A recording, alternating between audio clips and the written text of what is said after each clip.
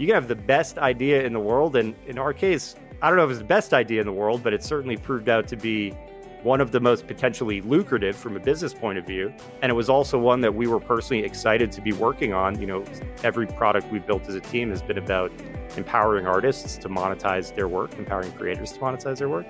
Unfortunately for us, we were a little bit too early, and Digital Objects at the time wasn't necessarily a venture scale business. Had we stuck it out, it would have become one and then some.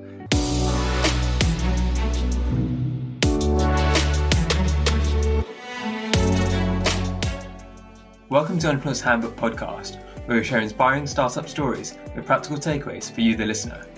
Today's guest is Ryan Duffy. He's the current head of operations and creative partnerships in audio at Medium. He's had an interesting path to where he's got to today, having previously been a Hollywood agent. From there, he helped create Vidme, which was acquired by GIPHY and later acquired by Facebook. After this, he helped create one of the first ever NFT platforms whilst working as part of the founding team of Digital Objects. They were sadly too early for the later boom that came. And what they did instead is create Knowable, one of the world's foremost audio-only course platforms. This was acquired by Medium and is what led him to his current role. It was a pleasure to chat to him today, and there's so much you can learn from his vast experience in different companies. Welcome to Entrepreneur's Handbook, Ryan. It's a pleasure to have you here. Thanks for having me. What we really want to know, and what our readers are always curious about, is how did you get involved in entrepreneurship in the first place? What's your origin story? My origin story goes back to the very beginning of my career about 11 or 12 years ago.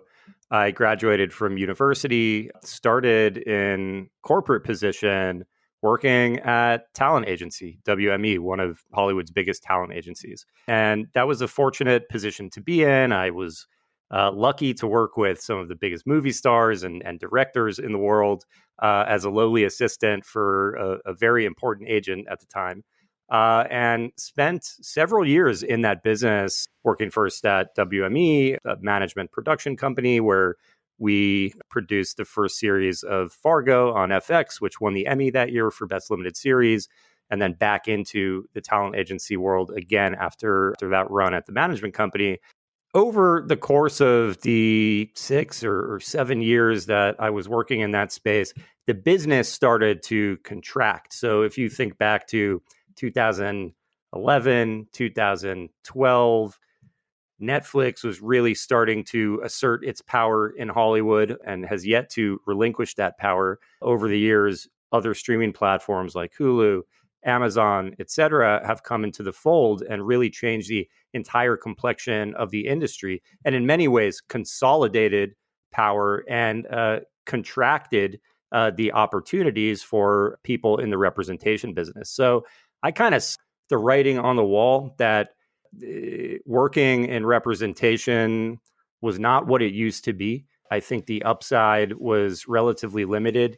I wanted to move into a new space. I've been a fan of tech and consumer tech for my entire life, and I was looking for an opportunity that combined the very unique skill set that I acquired working at the very highest levels of the Hollywood agency business to a consumer tech startup where I could actually have skin in the game. I could have, some ownership or stock options around the business I was building, which is not something that's generally common in Hollywood. So I met the team building a social video platform called Vidme, which at the time was a new utility to make it easier to share video on the web. It's hard to even remember these days, but at the time, you couldn't really send a video easily over SMS. Twitter, Reddit, Facebook, none of those had native video hosting. So Vidme was a utility to make it easier to share video online. If you're familiar with a platform called Imgur, IMGUR, which really gained a foothold on Reddit, Vidme did the same thing and followed the same model. Reddit was a beachhead. We kind of positioned Vidme as hopefully a de facto player for the Reddit community. And that worked. And we scaled that product up to tens of millions of users monthly, transitioned it from strictly a utility to more of a native community. So a new place for people to connect with each other, to monetize their videos, to build communities. It was one of the first video platforms to have native non-ad-based monetization tools. individual tips, recurring subscriptions, a la Patreon, built in natively to the platform, which now everyone has that. But we were first movers in that space in the video world anyway. So that's kind of where I started and where I ended up. At Vidme, I was working on partnerships with media companies to bring high quality content onto the platform, and mostly with independent individual YouTubers and content creators selling Vidme as a new opportunity, a new place to build their audience, new way to monetize that audience natively in the platform. And coming from the agency world, working with talent on a day-to-day basis and selling on a day-to-day basis, my skill set was fortunately portable for this new role. And it was successful. We were successful in bringing on great, impressive creators to the platform, which is a challenge. There's always platform risk for new creators as they're migrating or syndicating content from one platform to another. So I'm very proud of what we were able to build there. Vidme was ultimately acquired by another company called GIPHY in 2018, which was then gobbled up by Facebook.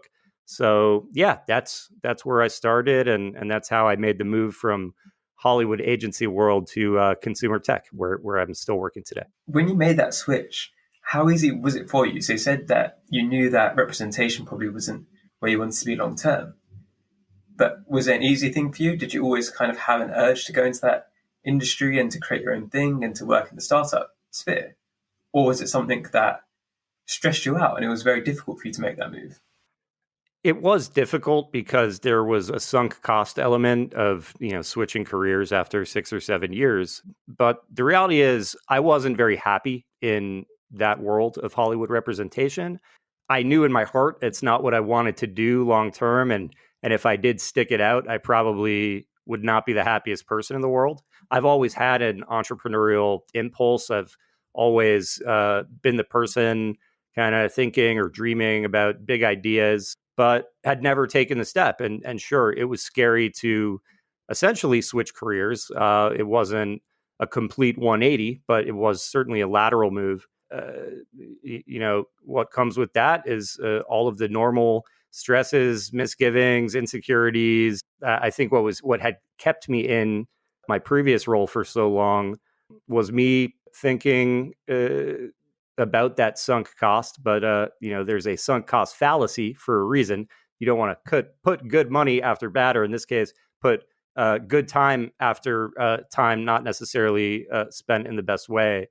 So, I wish I had made the decision sooner, honestly. Yeah, and I want to put on one of the threads there where you said about how, because you'd worked with Hollywood agencies, that meant that when you moved to your new role and you're trying to get YouTube creators and people in that sphere, then your previous career helped you. And I think that's something for people back home, is that there wasn't really a sunk cost in some ways, because it was all those skills you learned from your previous job that actually helped you to thrive in the new startup world. And many people back home, I think, is something they can think about. It's like, it's not necessarily a completely new start, because whatever skill set you built up, you can use in a different way, in a way that's going to make you happier and give you the life that you want. That's an important point, and it's totally true.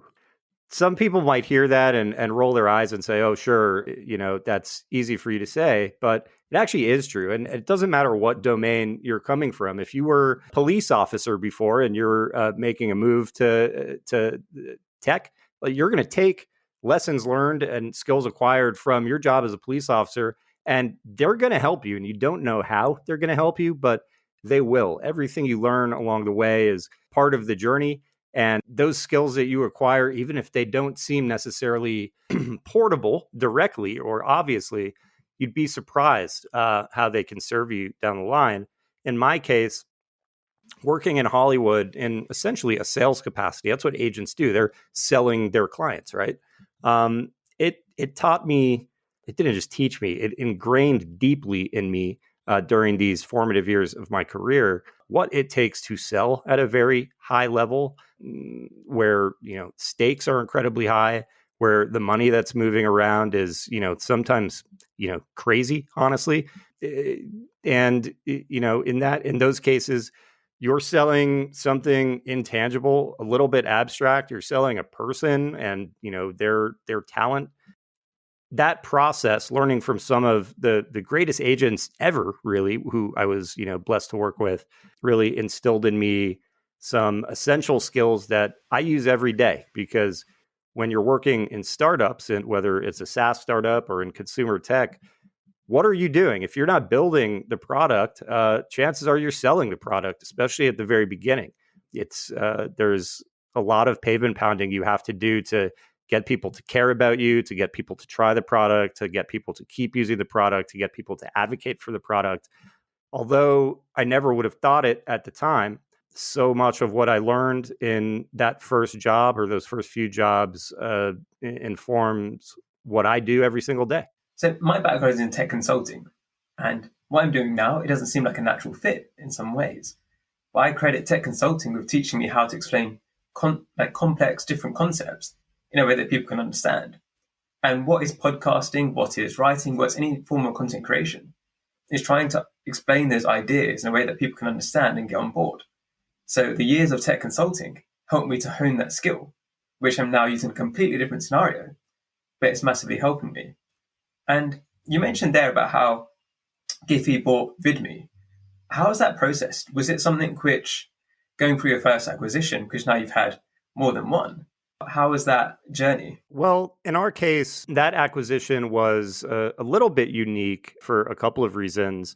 One, Vidme was not an independent entity. It was actually a product built under the auspices of a consumer product lab called BitKitchen. So Vidme was sort of a product spun off from that broader consumer product lab. The truth is that as it grew, all of the lab's attention was really focused singularly on Vidme as a product. But I guess just from a corporate structural point of view, there was that sort of unique element of the deal in the process and sort of the nature of how things worked. Was it stressful? I wasn't the point person running the acquisition process. That was Warren, our CEO. And sure, it was stressful, but we were in a fortunate opportunity where there were a couple of different options and potential outcomes. GIPHY is what made the most sense for us at the time.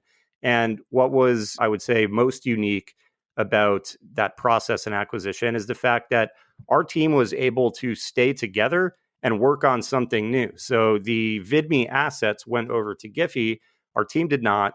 We stayed together. We still had runway from the acquisition and a previous fundraise or two previous fundraises to work on something new. So we came out of that acquisition process in the extremely unique position of having runway, having a team that had experience working together for many years, but not necessarily a new idea to start working on. So we sort of had the opposite problem of every entrepreneur or aspiring entrepreneur, where they have the idea, but they need money. We found ourselves in a position where we had money and a team, but we needed an idea. And we spent the next several months testing and validating new ideas, and really nothing was off the table. So that was, as I look back in hindsight, a really fun, creative time. I'm embarrassed to think about some of the ideas that we were, taking seriously for even a couple of days at a time. Yeah, that was definitely an unusual place to be in, I think, but a really freeing one. We know we have a great team. We have the resources to put something new together, and now let's just go and figure out what that thing is. What was that new thing? What was the next big startup afterwards? A product called Digital Objects. And it was actually one of the first NFT platforms, which is kind of crazy. So OpenSea was very new at the time, which is sort of dominating that space today. There was a platform called Fanbits, which no longer is around, one called Known Origin, which is, and one called Super Rare, which is. Digital Objects came before at least a few of those. It was one of the first 4 or 5 NFT platforms. And if we're thinking back to 2018, we take for granted today because, they're doing skits on Saturday Night Live about NFTs today. But in 2018, nobody knew what that was. Definitely nobody knew what it stood for. And when you think about what is an NFT, if you were trying to explain it to someone for the very first time, there is something hard to grasp about digital ownership and digital scarcity, or why it matters, why it's important. It's still kind of hard to explain today in 2022. In 2018, it was extremely hard to explain. So we built this platform for mostly artists, higher end artists, to monetize and sell digital editions of their work. We never could have foreseen how big this category would become. I mean, it's just kind of crazy to see, almost overnight, about a year ago, what happened in the NFT space. But it's also validating.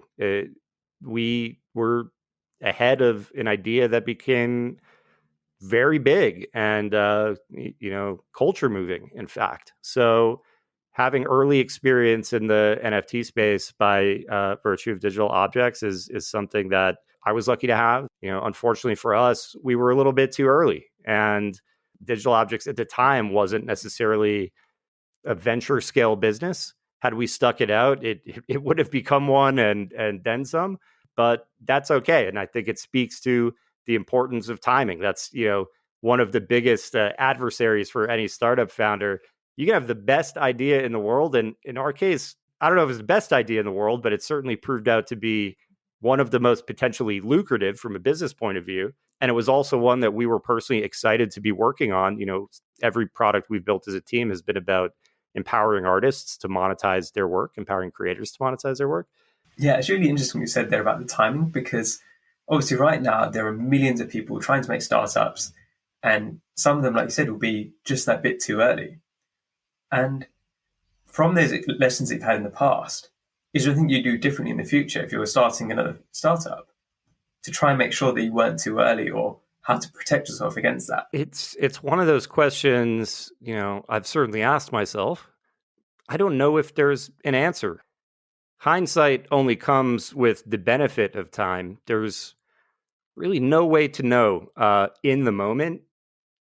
Am I too soon? Is the world ready for this? We saw something very early in NFTs.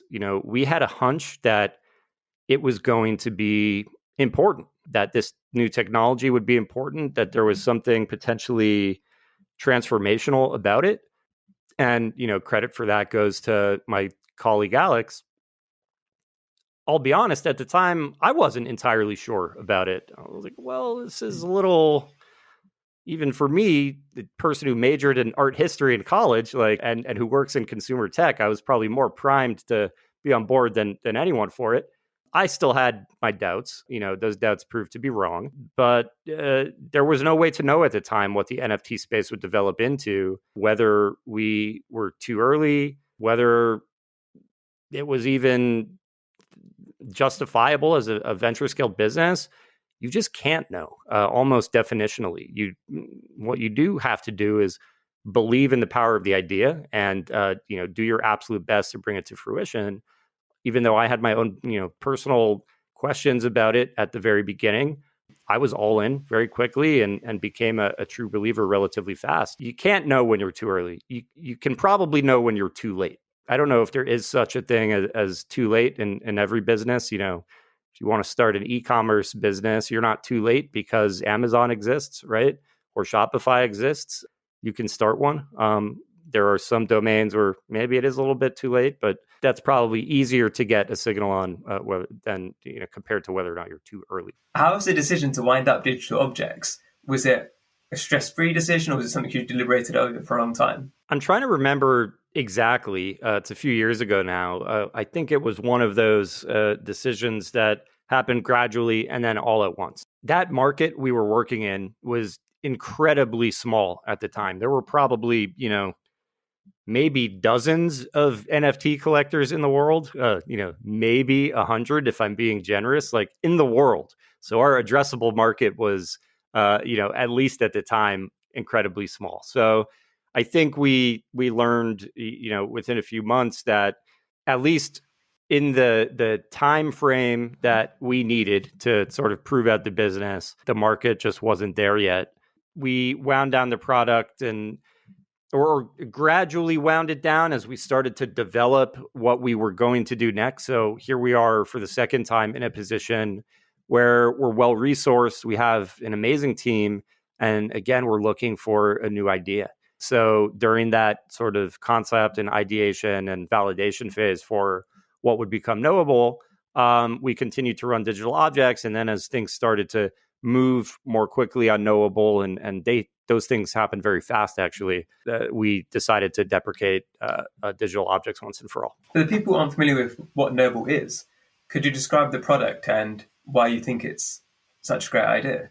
We were watching the podcast space hit this inflection point. Podcasting was becoming a very serious business. That was new. Podcasting has been around for more than 10 years before that, but it had finally reached that point of maturity and become something meaningful, at least from a business perspective. Simultaneously, we're also watching the growth of the online learning space. And this is pre-COVID. So online learning was still growing at a significant compound annual growth rate as a domain, as a business across the board.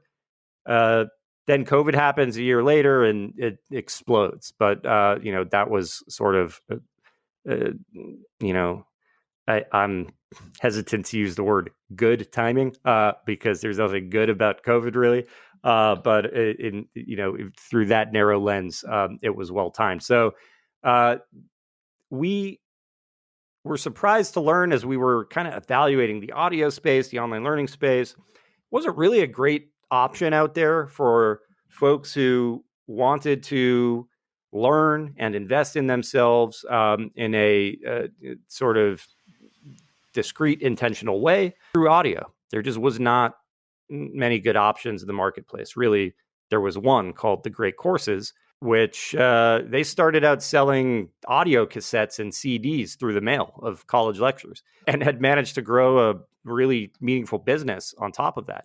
We wanted to bring a more contemporary sensibility, more podcast-like listener experience to online learning. And that's what we set out to build. That it just seemed like a very obvious idea. Someone would do it successfully. We were surprised to learn no one was really doing it in the way that we envisioned. We started working on that full time, very soon after we came to the idea. And the idea itself was validated relatively quickly when, we were approached by investors, very important ones, who heard about what we were working on and also had been thinking about this space and similar ideas. And, that gave us the resources that we needed to build the business in a serious way and move faster than we would have been able to otherwise. What were the lessons you took from your previous startups that you've applied to Knowable? We wanted to build something with direct to consumer business relationship. In the case of Vidme, massive scale, tens of millions of monthly users and growing, but it was a free product. So our growth in some ways worked against us insofar as the more people who used Vidme, the more expensive Vidme became to run. There were substantial infrastructure costs in terms of, serving HD video on demand to people around the world at no charge. Those prices go up very quickly. If you think back to YouTube, which was, it's essentially a similar platform, that's why they had to sell to Google, or one of the main reasons they had to sell to Google way back when is, exploding infrastructure costs. They just couldn't. It was such a capital-intensive business.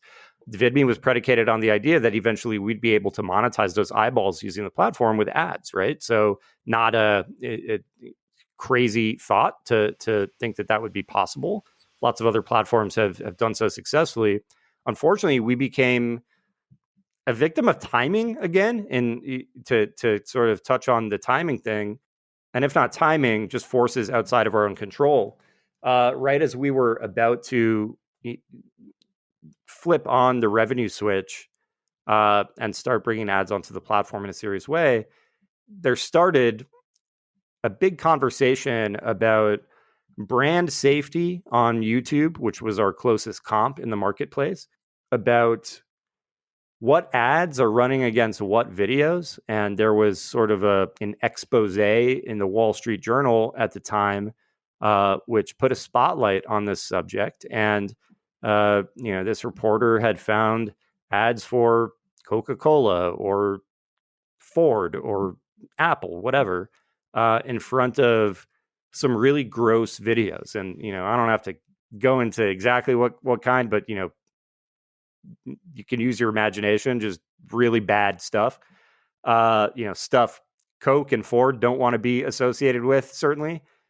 Ad companies, which, there's only a few of them. There's a lot, but then there's, a lot of power consolidated at the top working with the world's biggest companies. They got together and said, we're going to take our ads off of YouTube unless you get your house cleaned up. And you can guarantee us that our ads aren't running on, stuff that we wouldn't want our kids to be watching, right? And it kind of transformed the entire online programmatic ad industry for video, because it changed the way that the advertisers and the ad buyers were thinking about the impressions their ads were getting, the context of those impressions, and it made it more difficult for a platform like Vidme to monetize the viewership, because there were so many more concerns about running ads on, non-qualified or whitelisted user-generated content. So, and most of the content on Vidme was, certainly all of the content that we surfaced and featured was totally brand friendly. And, that's the type of platform we wanted to build, not just for business reasons, but personal ones.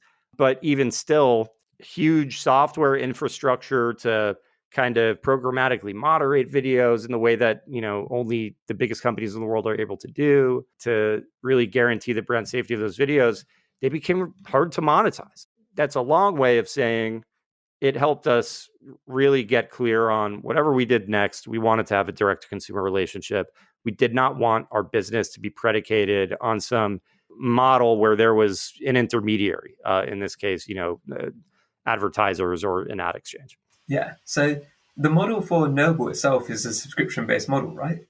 How did that come about, and how did you decide on the pricing for that, for example? Well, it actually didn't start as a subscription model. We started selling courses a la carte. And the rationale for that is when you're just getting off the ground, with a media or content company, you probably don't have a ton of content to populate a platform and justify a subscription offering. The good thing about education and online learning is that it can justify a bit of a higher price point relative to something you might buy for general entertainment purposes.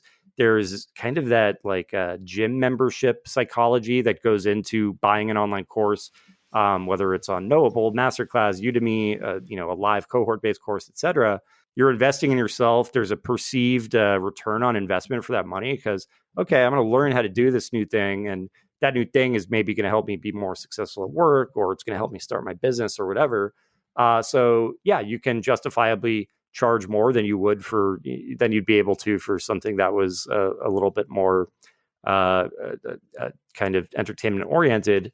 So we were selling courses for $100 a piece. And at the time, a Knowable course was very long, multiple chapters, many hours in runtime, multiple experts. Our first course was called Launch a Startup.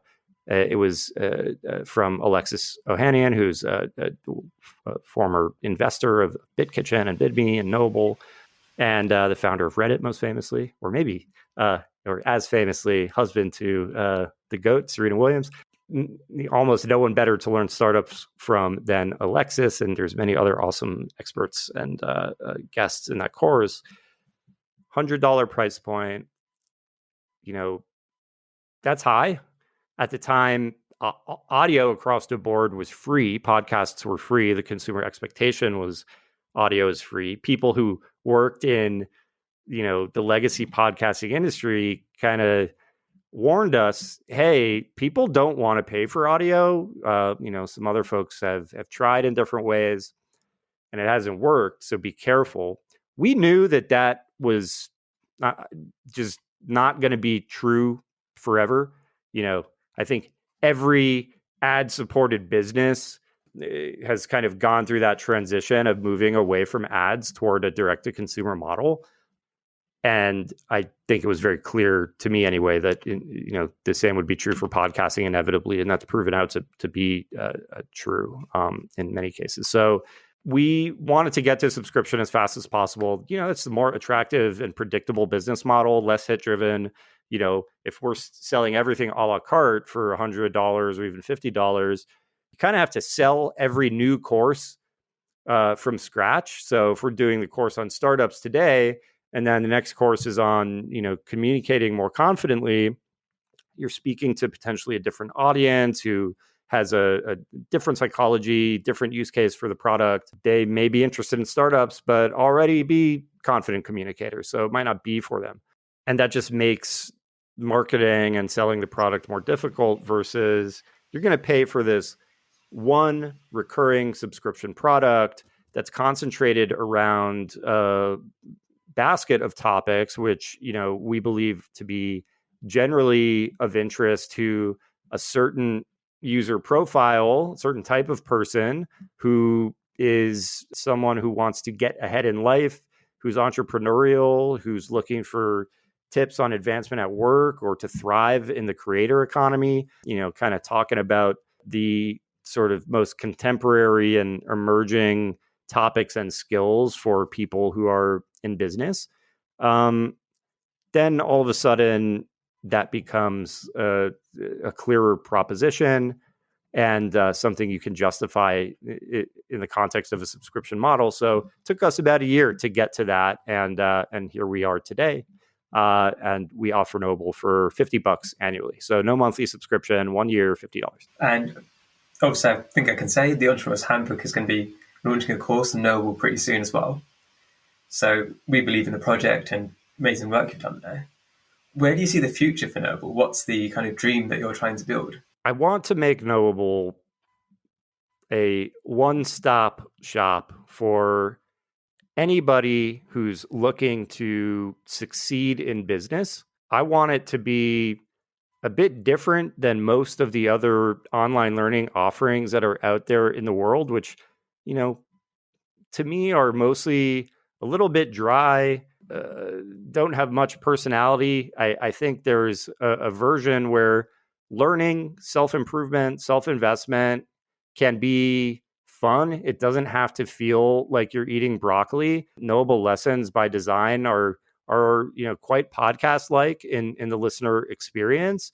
And we believe in the power of storytelling, personal experiences, and anecdotes from entrepreneurs and professionals to use as a linchpin of the education forwardness on Knowable. So for anyone who wants to start a business or succeed at work or generally achieve their personal potential, you should be able to learn about the thing you want to learn about, things you didn't even know you wanted to learn about on Knowable. And to do that, we want to grow the content library as big as possible, as fast as possible.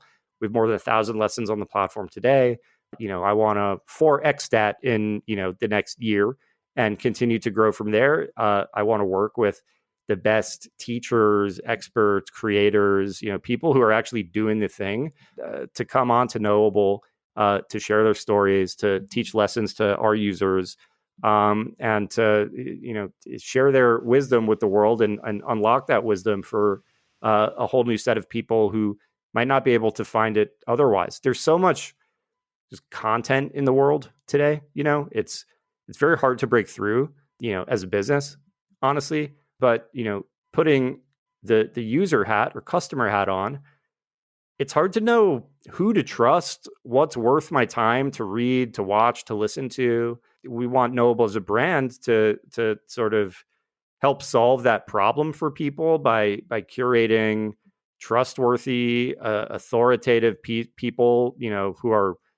worth listening to, who are qualified to teach. That was one of my big misgivings about the online learning space when we entered it, was there's a lot of bad online courses out there, without naming any specifically. Platforms like Udemy, they're user generated. And I think the general rule of thumb for any user generated content platform, which we learned firsthand at Vidme, is a decent amount of it is probably not going to be great. And I think that that's true for many online courses, which, had a reputation. I think this is changing now, fortunately, but they had a reputation for being a bit grifty or slimy or cheesy or just not great for one reason or another. So to the extent that we're able to mitigate that and solve for that through curation and qualification or of the people who are on Knowable, I think that's I think it's very valuable for the user. Yeah, and one thing that's interesting to me is that you've had the previous example of the acquisition, where you sold the company and then you carried on working on your own thing, then you started a new project. Whereas what's happened with Knowable is that you've been acquired by Medium, but you're staying on and you're now working under the existence of Medium.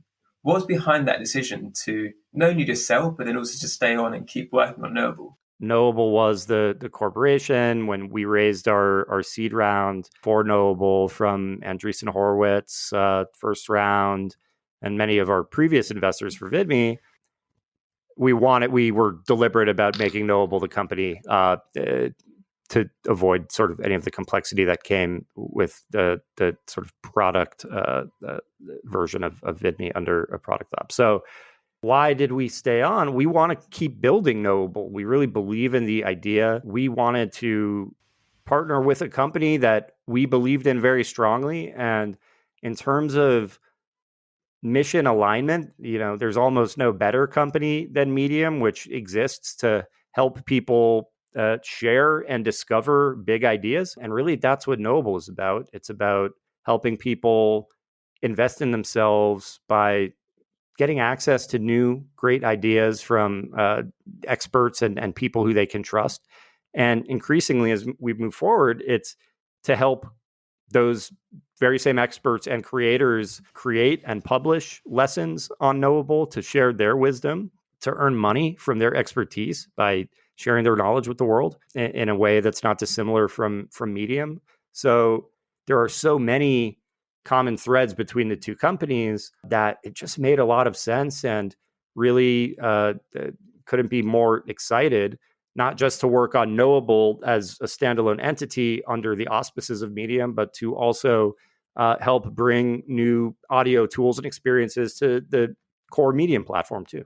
Yeah, and where you are now with this potential to grow 4 times in the next year in terms of how much content you've got, have you had any pains in terms of the growing process, where obviously you need to hire new people, you need to scale up in such a dramatic fashion? Yeah. So, really just coming out of the acquisition process now with Medium, which was announced in November of 2021, and we're talking at the very beginning of January. So, yeah, in terms of challenges, it's just kind of starting new inside of any bigger company is challenging. Just sort of getting the lay of the land. The Medium team could not be, have been more welcoming, and I couldn't be more excited to be working with them. But yeah, that's just an adjustment period by definition.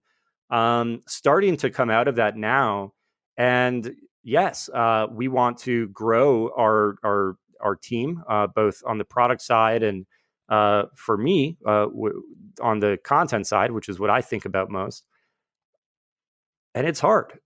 It's kind of twice as hard in our case, or at least the stakes are somewhat higher, because the folks who we will be hiring presumably are going to be on mic. They're going to be interviewing folks, and our customers are going to be listening to those interviews. So they're going to be more visible than your average new hire inside of a company. And for that reason, it's incumbent upon us to make sure that they're really great and they're super smart and really know what they're talking about. Yeah, it just it makes it a little trickier. It raises the stakes a bit. You're hiring, in my case, almost a face of the company, or several new faces of the company. So it's time consuming. I'll say that hiring is something you have to be really deliberate about. A lesson I've learned, and I think we have a team have learned in the past, is there are times in the course of building a startup when you never have enough ammunition. There's never there's always more work to go around than there are people to do that work. You're kind of always short-staffed or understaffed just by virtue of building a startup. It's just like how it is. And yeah, there have been cases in the past where it's like, oh, we just need someone yesterday. So we may not have been as deliberate or intentional with the hiring process, and taking the time on the front end to be as deliberate as possible, to think really hard about who you're hiring and when you're hiring them. You're going to thank yourself later. Hiring for speed can work out really well sometimes, and it mostly has for us. But there have been times where it hasn't been a perfect fit, and sometimes you can. That's not necessarily an indictment on any individual person, but in startups, you almost don't know what you need a lot of the time. You don't know what you're hiring for, or what you're hiring for today might be completely different even like 4 weeks from now, or 6 months from now. It's just it's one of the trickiest parts of growing a business, building a company, is being able to predict the future in some way around,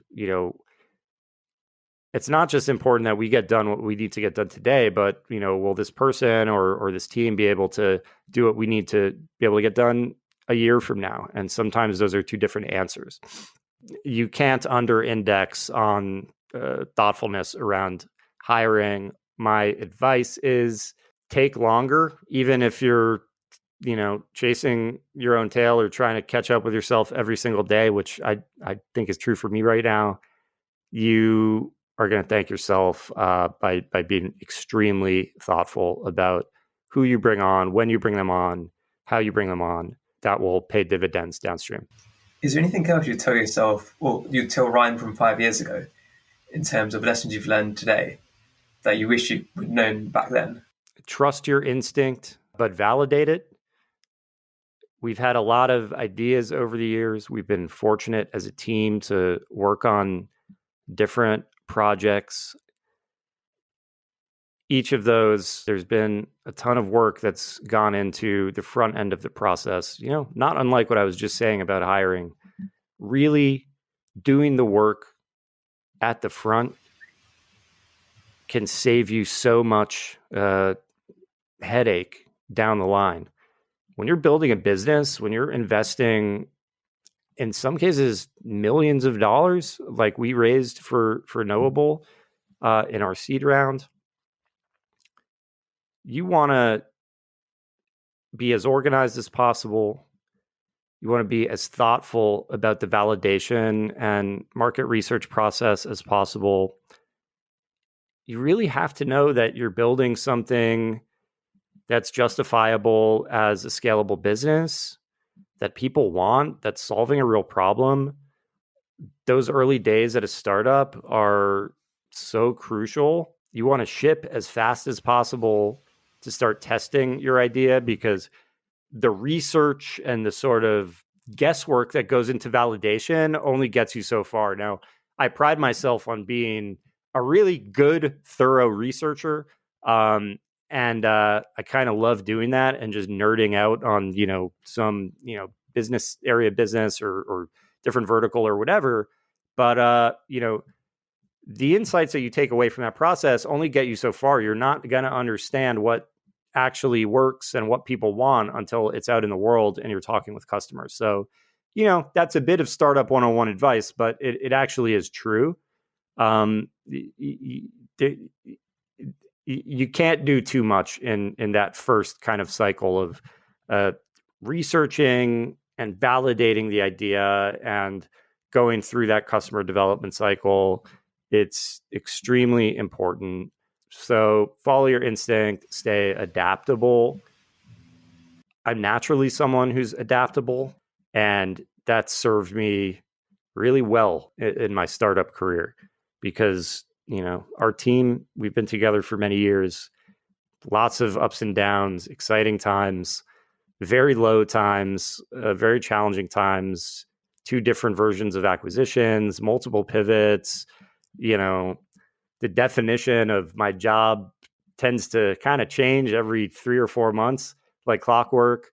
So you just have to roll with the punches. Understand that there's no better and faster way to learn than by working on a startup, whether, as a founder or an early team member, because let's face it, the early team members, they might as well be founders in a lot of ways. They're working just as hard, and usually, they're as personally invested. Working on startups, I feel, has just kind of taught me in 6 or 7 years what it might take people an entire career to learn. And I think you can only do that when you're working on a project entrepreneurially, when you're really investing yourself into it. And in startups, you have to wear many hats. So take the time to learn new skills. I'm not a graphic designer, but I do graphic design every day now, and I've gotten pretty good at it. I think. It's just one example of sort of building out your personal tool set, because it just makes you more valuable, makes you work faster when you don't have to ask someone else to do something sometimes. So, if I told you 5 years ago that I'd be really good at audio production and graphic design and know how to code a little bit now, I might not have believed you, but I do a little bit of that all the time. So, what do you think is the secret to your team staying together so long and being able to do these multiple projects together? I don't know. Luck, really. We just get along. Other people have asked this question because it's kind of rare in startup world for a team to be like together this long. At this point, we're a little bit bonded for life because we have been through the trenches so much. I wish I had a better answer for you, but yeah, we just happen to really get along, to complement each other in kind of unique and special ways. I think just kind of the way we work, there's just a lot of kind of symmetry, I guess, in terms of our process. We're mostly self-sufficient. We communicate regularly, of course, but we don't over communicate. We're not like, we don't over meeting ourselves. We have a lot of trust in each other at this point to just kind of like get your part of the job done. And like I said, complementary is probably the first word that comes to mind. We all do something that the other doesn't, and when you put us together, like Voltron or whatever, or the Power Rangers, Megazord, we're sort of greater than the sum of our parts. So there's some just kind of natural personality things, and then complementary skill sets come into play that lets us work together really well. We're lucky. Is there one book you'd recommend to all new entrepreneurs? Yeah. So here's one. Sahil Lavingia's book, The Minimalist Entrepreneur, is coming to mind because it's a little bit fresh. And you and I were talking about Sahil before we started this interview. He has a new book called The Minimalist Entrepreneur that I really loved because, a lot of startup advice is sort of delivered from on high. People who have worked in, multi-billion-dollar companies now have the luxury to write a book about that experience. And a lot can be learned from those, of course, but Sahil, and he runs a very successful business himself and is a successful investor. He actually takes a different approach, and what he calls minimalist entrepreneurship is really applicable to anyone who wants to succeed in the creator economy, which that's the space that we navigate on Knowable and have navigated with our last two projects as well. We're very deeply immersed there. And, not everyone wants to build $1 billion business or should aim for that, honestly. You can build an amazing, thriving business by thinking a little bit smaller, by moving a little bit more deliberately, economically in terms of how you spend, by thinking about reverse engineering the process, focusing less on minimum viable product, more on minimum viable community, which is something that he stresses. So that really goes hand in hand with building an audience online as a way to almost shortcut growth for when you finally do launch your product, whatever. And that product can be a YouTube channel. That's a product. So anyone interested in creator economy stuff, whether that's your goal as a career or if it's something you want to do as a side hustle, essentially to kind of grow your reputation, your business reputation in one way or another. There's a lot of insightful lessons and case studies in that book, and it's a really quick read. So highly recommend. So it's been a pleasure to talk to you today. Where can the readers and listeners hear more about you? Thank you so much for having me, first of all. You can find me and Knowable at knowable.fyi. And if there are any entrepreneurs or executive types who are listening, which I'm sure there are many, we're always looking for great guest experts to join us on Knowable to create lessons with us. All of the entire process is managed by us. So we handle all of the production. We make it very easy for our guests to kind of synthesize their thoughts and big ideas that they want to share. If you're interested in doing that on Knowable, you can find out more on the site, or you can find me on Twitter. DMs are open, and that's Duffy, Ryan on Twitter.